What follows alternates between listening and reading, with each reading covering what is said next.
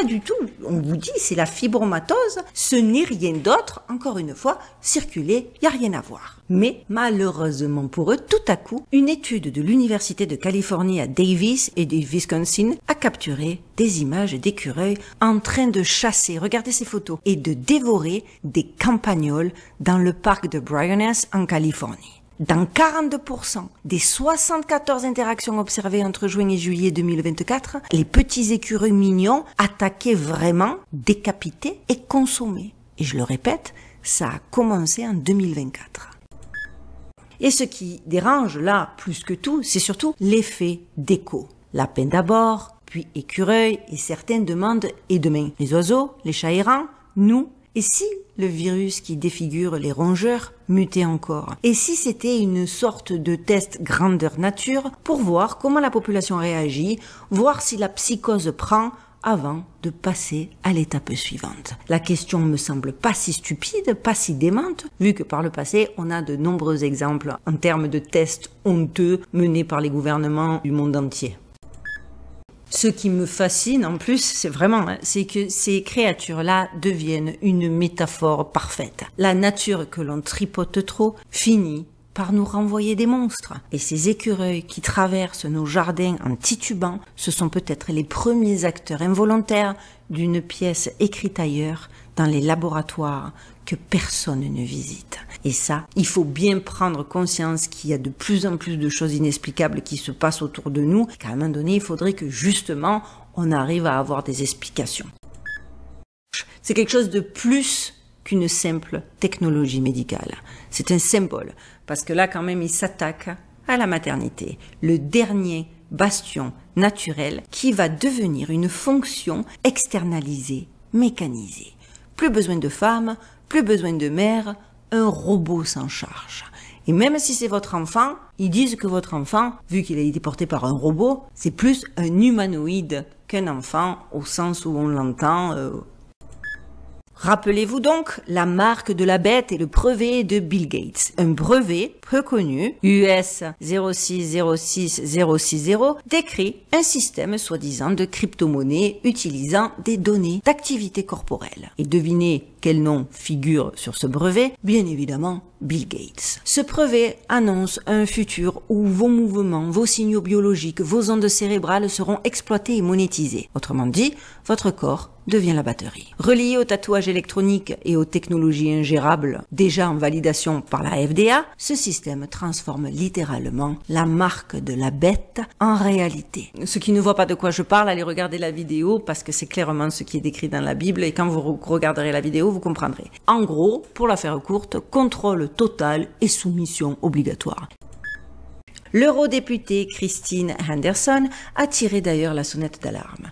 Si Gates et les élites imposent cette technologie et que le public se soumet, l'humanité sera plongée dans une obscurité dont elle ne reviendra jamais. C'est pas mes mots, ce sont les mots de Christine Henderson.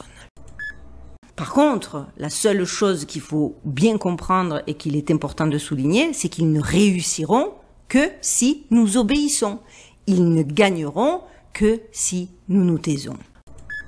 Voilà où nous en sommes. Des écureuils qui deviennent des créatures de cauchemar et qui, pire encore, apprennent à chasser comme des carnivores. Des lapins qui mutent comme si la nature elle-même était devenue un laboratoire clandestin. Des robots qui prétendent porter la vie, mais qui ne donnent plus naissance à des humains, mais à des humanoïdes. Des copies, des remplaçants. Et des tatouages électroniques inscrits sous la peau qui promettent de tuer ce qu'il reste de notre liberté pour nous enchaîner à une identité numérique obligatoire. Non mais allô quoi. Qu'en est-il des mammographies? La mammographie est-elle susceptible de diagnostiquer un cancer du sein chez les femmes qui n'en sont pas atteintes? Nous disons toute la vérité sur cette question. Il y a eu une manipulation de la science et un phénomène très dangereux appelé surdiagnostic, qui a réellement touché des millions de femmes au cours des 30 dernières années, en particulier en ce qui concerne le cancer du sein. En effet, on a convaincu les femmes que si elles se soumettaient à un dépistage par mammographie au rayon X, même si elles ne présentaient aucun symptôme, cela les aidera à long terme. Qu'elles couraient moins de risques d'avoir un cancer si détecté. Détection précoce, meilleure protection. Exactement. Ils ont un mème pour cette prévention. Alors qu'en fait, vous exposez vos seins à un type de rayonnement connu pour avoir un risque plus élevé de causer un cancer du sein. En particulier si vous êtes porteuse de mutations génétiques BCRA1 et 2 qui inquiètent tant les gens parce qu'elles vous empêchent de vous protéger contre les dommages induits par les radiations. Ainsi, selon une étude récente publiée dans le New England Journal of Medicine au cours des 30 dernières années aux États-Unis, le surdiagnostic a permis de diagnostiquer le cancer du sein à un stade précoce chez 1,3 million de femmes qui, techniquement, n'ont jamais eu de cancer susceptible de causer des dommages.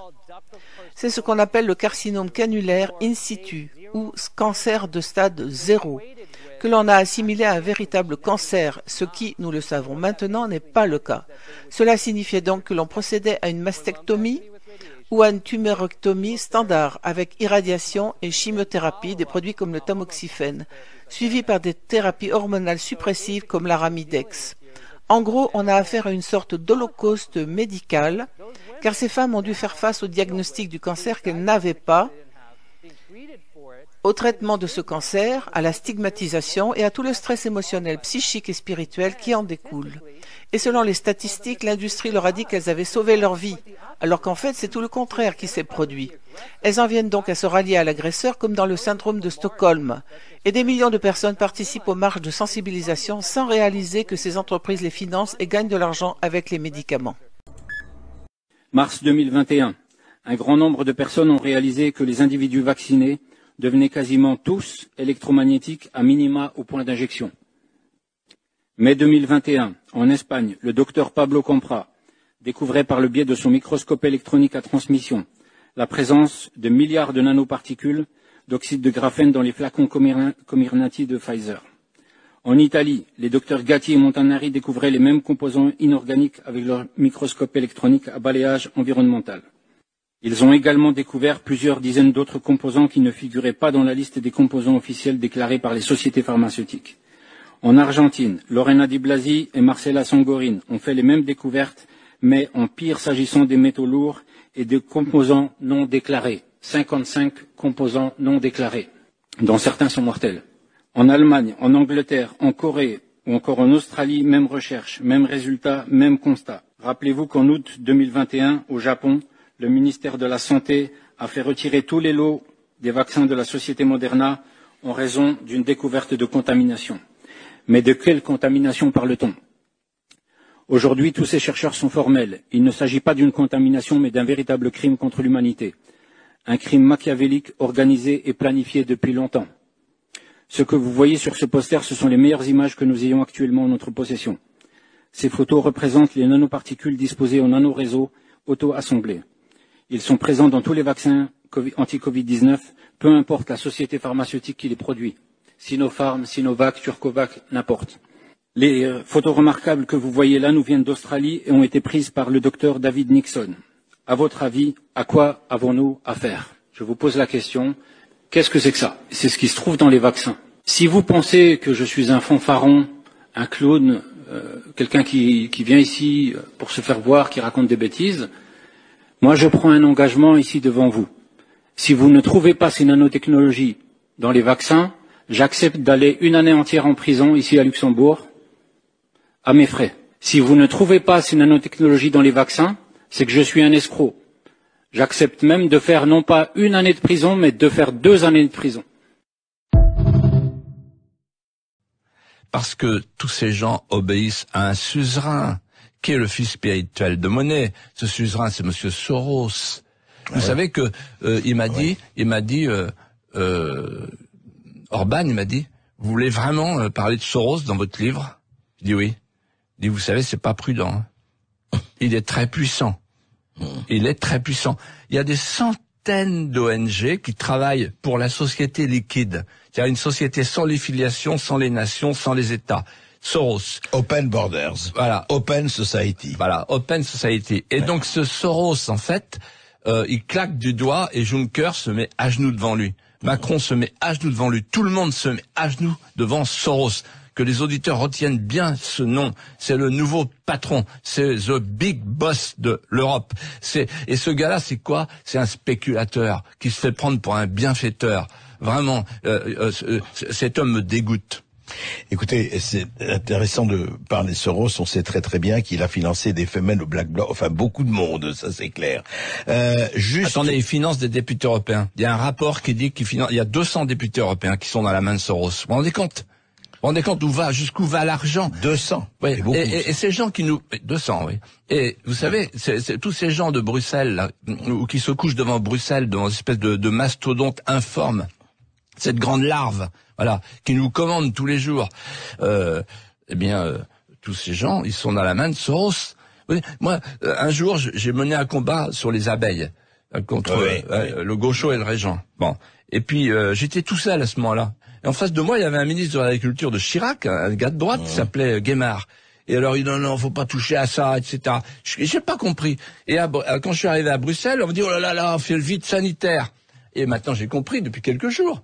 En réalité, j'ai compris depuis que j'ai lu dans le Figaro que, Bayer est un des grands bailleurs de fonds. Un des grands bailleurs de fonds des partis politiques européens. Mais comment les gens peuvent-ils encore rester chez eux, ne pas descendre dans la rue et crier « On n'en veut plus de cette Europe, on n'en veut plus ». What is a directed energy weapon? You look at the satellite imagery of the Quebec fires, very mysterious.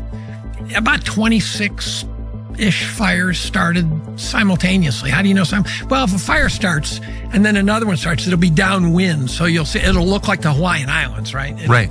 Boom, all at once. 26 fires. In a crudely buckshot pattern that was 350 miles in diameter. Boy, that's a determined arsonist. Or at least 26 of them. Yeah. In the middle of nowhere. Yeah, with there are no roads. They're in the middle of nowhere, and all of a sudden they all start simultaneously, and I'm going, okay, that probably was them testing out their weapons. On t'a appris que Kadhafi, Saddam Hussein et l'Iran sont des menaces. Mais la vérité, c'est que les vrais criminels de ce monde portent des costumes, pas des turbans. Et ils ont des bases militaires, pas des bombes artisanales. Écoute ça, et surtout partage que le monde sache. Kadhafi, on t'a dit que c'était un dictateur. Mais chez lui, les Libyens avaient logement gratuit, essence à 0,15 $, santé et éducation gratuite, et un projet de monnaie africaine basé sur l'or pour libérer le continent. Tu sais ce que l'OTAN a fait? Ils l'ont bombardé, tué, et détruit son pays.